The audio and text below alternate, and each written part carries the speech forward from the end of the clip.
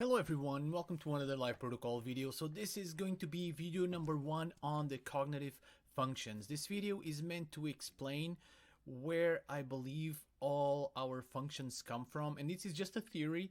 I don't claim any of the information that you're going to see on the video to be fact. It's just something that I've been working on for a while, based on a lot of YouTube videos, online articles, reading books, listening to podcasts at work. And I came to the conclusion that all our cognitive functions maybe come from 3 different points. And I will specify which ones they are in the video. So this is a very interesting video, and I do want to test this theory against other people's opinions to see what they believe. But if it's not a real theory, if it's not genuine, if it's not valid, at least I want it to serve as a call to action to other people to maybe start approaching MBTI in a different way, start seeing it through different angles. Because since the functions were discovered, that everybody's been focusing on how they manifest, on how people behave because of their cognitive functions, but no one has really been, at least that I know of, no one has really tried to identify where these cognitive functions came from, or what is their origin. Anyway, thank you so much for watching, and I hope you love the show.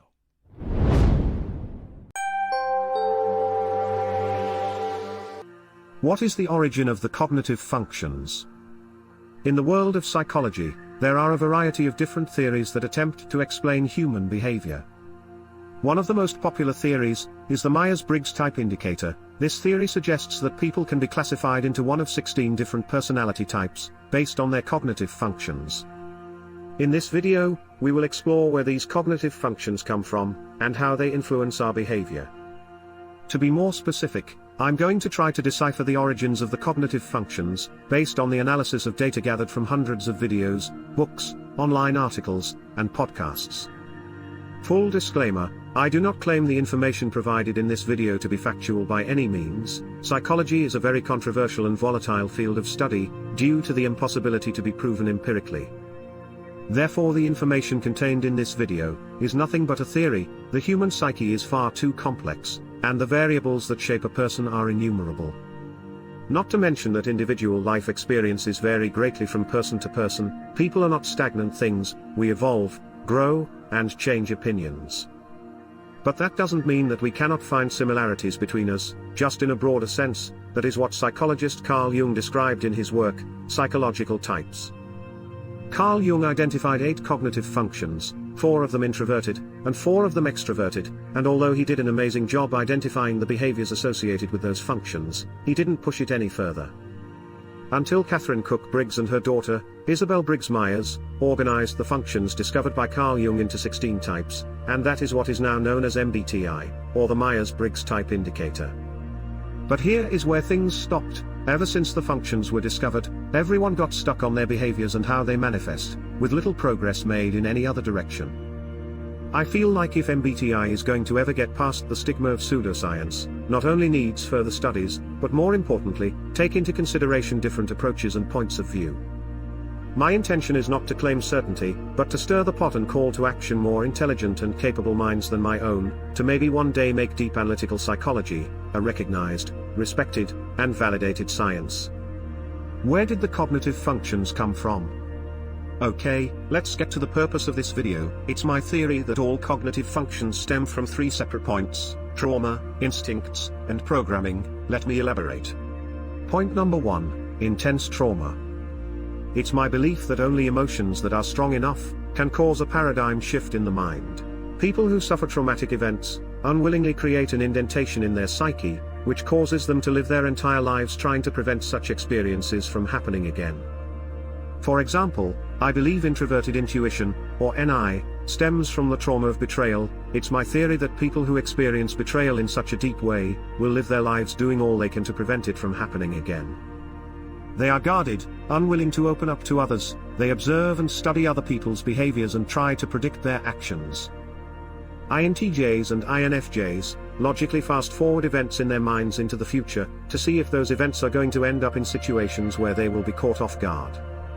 And what is avoiding betrayal, if not the preparation to never be caught off guard again? Introverted intuition dominant types prepare in advance, oftentimes in excess, in order to mitigate to possible negative effects future situations might have on them.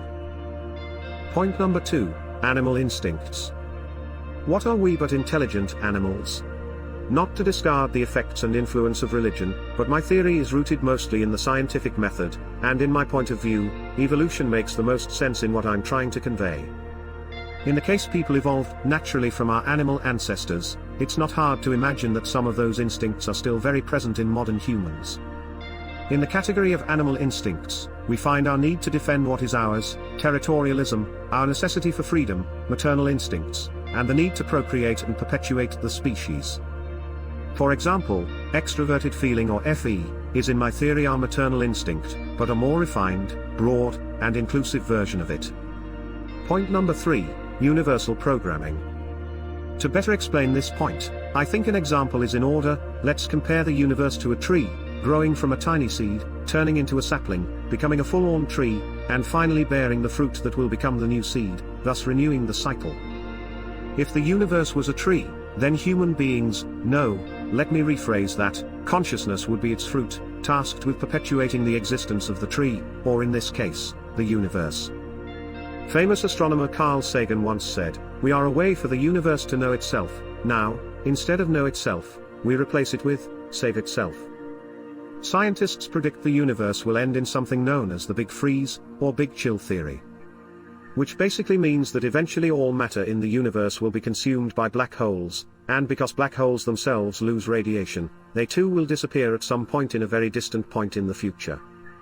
The universe is powerless to save itself, since it cannot change the laws of physics, and black holes are the product of one of those laws, just in an exacerbated state. In other words, gravity is responsible for creating the stars, planets, thus creating life, and consequently consciousness, by pulling matter together. When it's left unchecked, will be the undoing of all it created. What about if intelligence and consciousness, human beings or any other intelligent species that may exist out there in the cosmos, find a way to atone for what the universe cannot do itself? And this is the premise on which point number 3 of my theory rests upon. Universal programming is the part of us that is curious, the side of us that needs to create, innovate, explore, push limits and go beyond. After all, what is boredom? Why do we get bored when things remain the same for too long? Human beings are restless creatures, we constantly look for originality.